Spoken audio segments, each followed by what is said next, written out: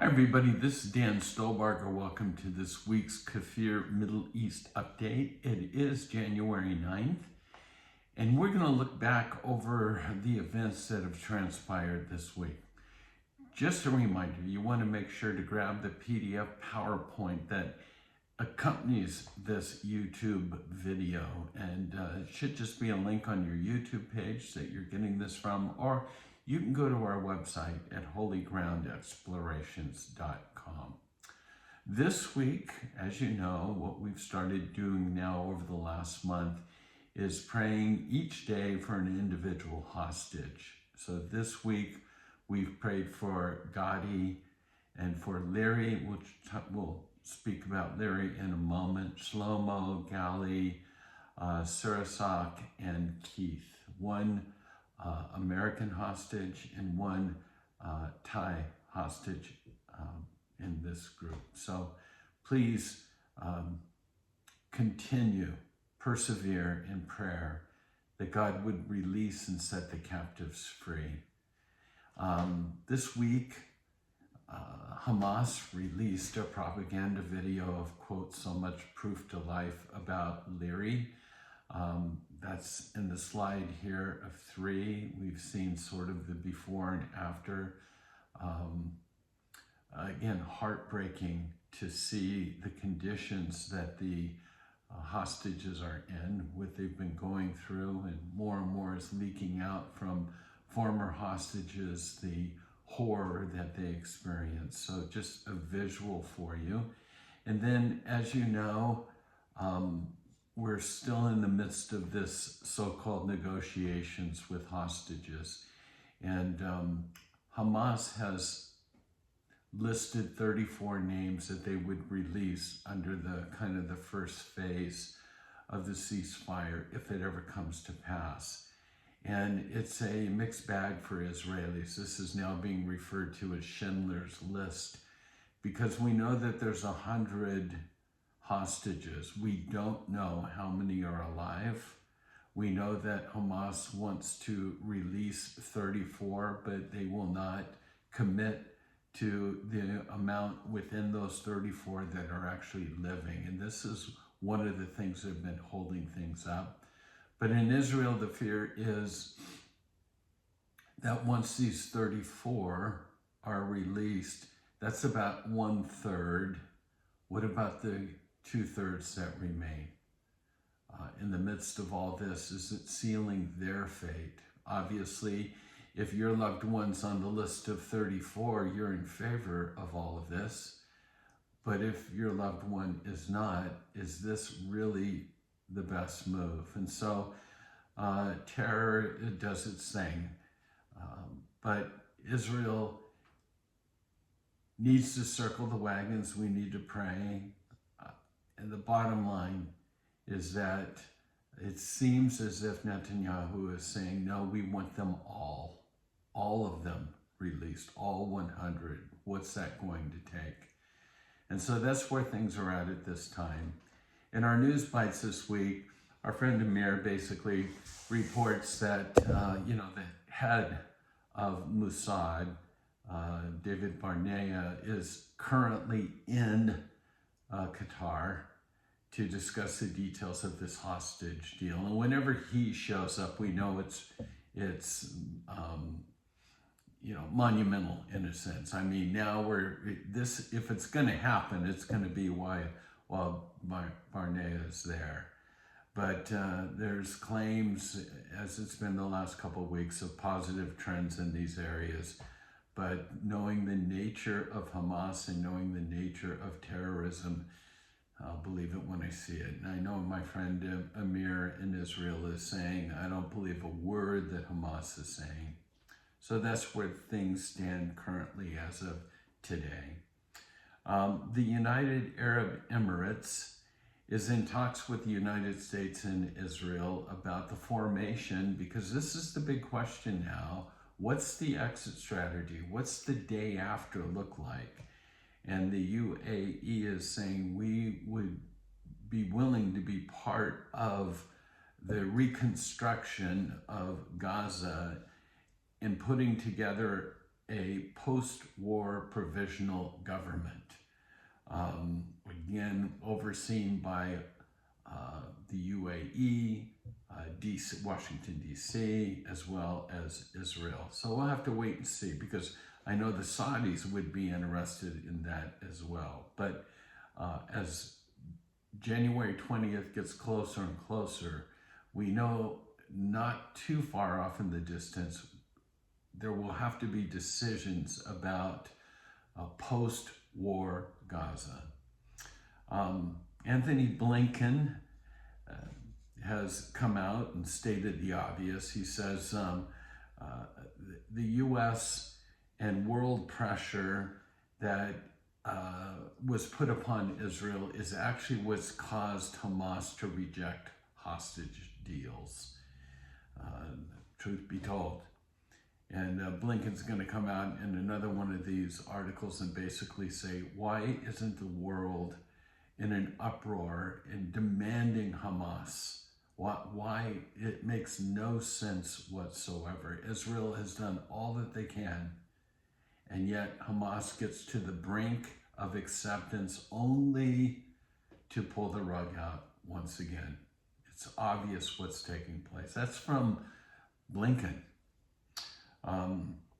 Also in our news bites, Israel Minister Ron Demar has basically said it's just a matter of time. Trump is going to allow Israel or a joint Israel-U.S. force to strike Iran's nuclear program.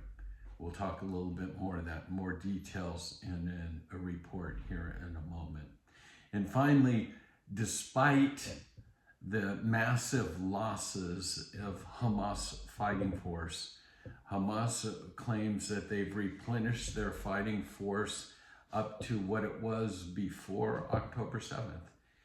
The reality, in Israel's reporting, it's true, but the forces are now being made up primarily of teenagers that are not trained whatsoever. So again, this legacy of hate continues. All right, so that's our news bites. The next slide number 6, is the streets in Tel Aviv. And you'll see, again, Trump and the billboard of Trump saying all of them, or release all the hostages by January 20th, and here's that phrase, or that there will be hell to pay, okay? And so in his last press conference yesterday, it was a couple hours long, his final words were reserved for Hamas. And his words saying, we want to get those hostages, and I'll just say it again, if this deal isn't done by the time I get into office, quote, all hell is going to break loose. And so the question is that what does that look like? What does it mean for all hell to break loose? The reality is, in the minds of Hamas, this is not a threat to them, because they would simply say, you know what? We're already living in hell. What else can you do to us? And keep in mind the nature of Islam, jihad. It's a culture of death. So the solution is not to threaten to come in and wipe them all out. They want that anyhow. So what would this all hell to pay actually look like? And it's interesting to see what's being presented at this time. 3 main things. 1, cut off all humanitarian aid.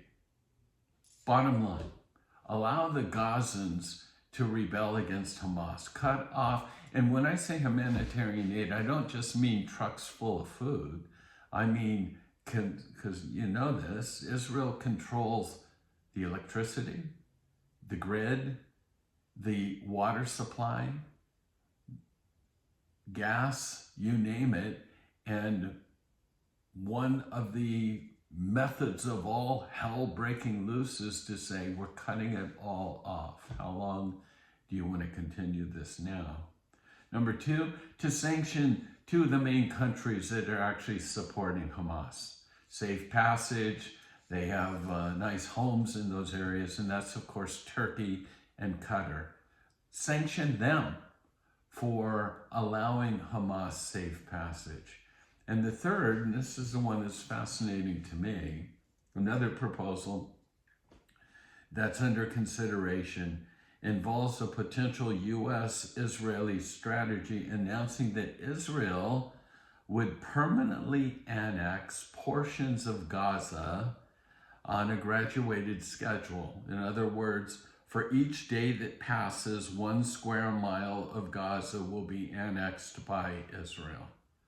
So, how long will that go on before the Gazans realize we're not getting this back? So, again, trying to think in terms of what all hell to pay might look like. And keep in mind that Hamas is really not threatened by the rhetoric of Trump. As I mentioned before, they believe they're already living in hell. Their goal is simply to survive. And then they can rebuild support. The terror group can reconstitute its arsenal, resupply, in hopes of fighting Israel another day. There will never be a two-state solution that is secure with neighbors living together in peace. And I might add, this is the same strategy or practice of Hezbollah. Just survive, we'll rebuild, and we'll fight again.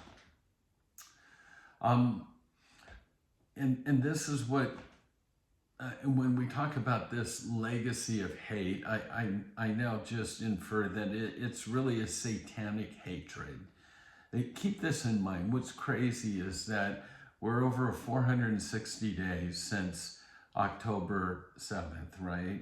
And it began with a massive amount of rockets being launched from Gaza into that southern part, those kibbutzes, whether it's Sderot or Be'eri or Oz or whatever.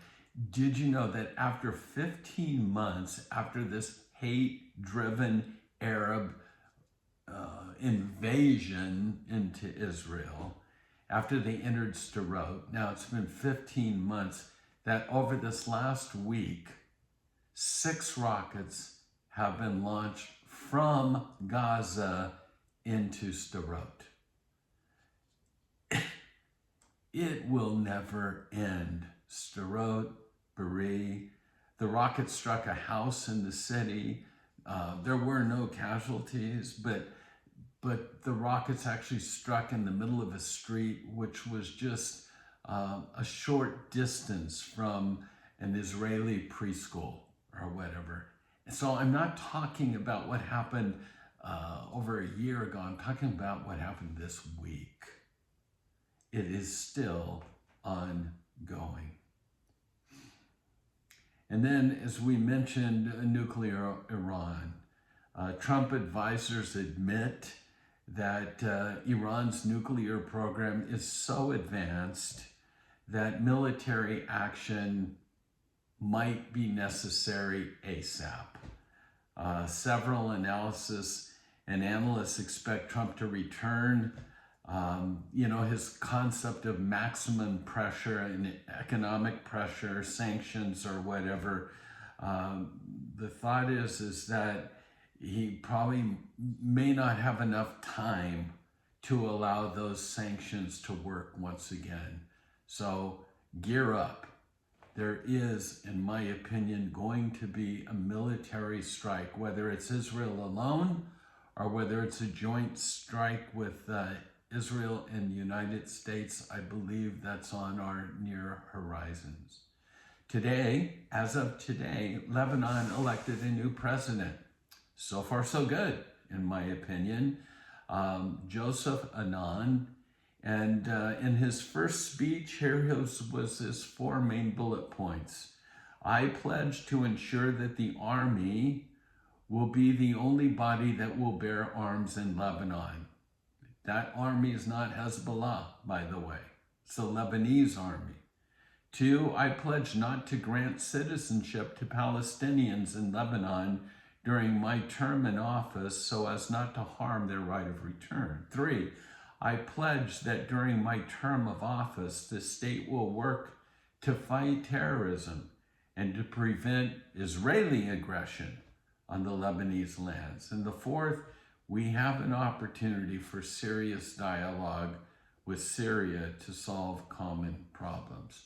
So there's some give and take in all of that. We're going to have to just wait and see what transpires next. Keep in mind, Lebanese presidents have been assassinated in the past by Hezbollah. Blinken, as I mentioned today, previous in his quote, was, to the New York Times as outgoing Secretary of State.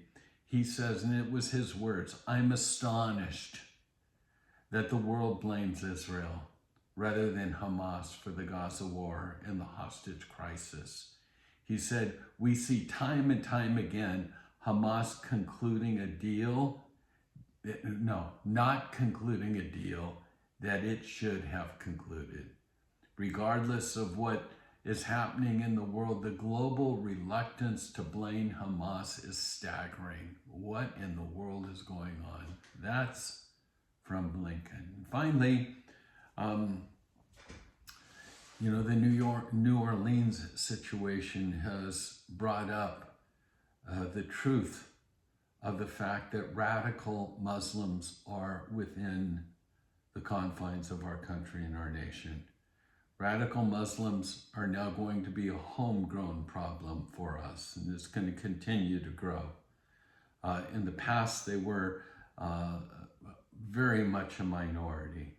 But with the massive immigration over the last 10 years and a newfounded boldness of this anti-Jewish rhetoric, the rise of anti-Semitism, especially among our young people, young Arabs, the radical Muslim threat has become real and, as we've seen, dangerous.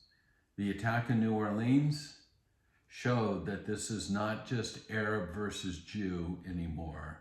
It's going to affect all Americans. So that's our report for this week. Two things. I've just published my first book, and it's now available. I'll give you a link for that. It's entitled Random Chapters of a Follower of Jesus. Grab it, read it. Send me your comments. I'd like to know your thoughts. And then also Holy Ground is doing 2 more official tours in 2025. And that might be the door that then closes. But we're doing one in the spring and one in the fall. And the one in the spring is coming up.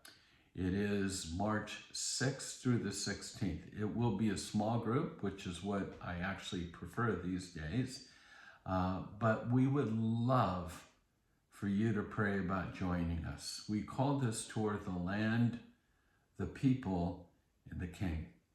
And we want you to experience all 3 of those on this tour. So again, all the information's on our website. You can check that out and pray about joining us. So with that, shalom, God bless you. Pray not only for the peace of Jerusalem, but that Jesus would throw open the prison doors and set the captives free.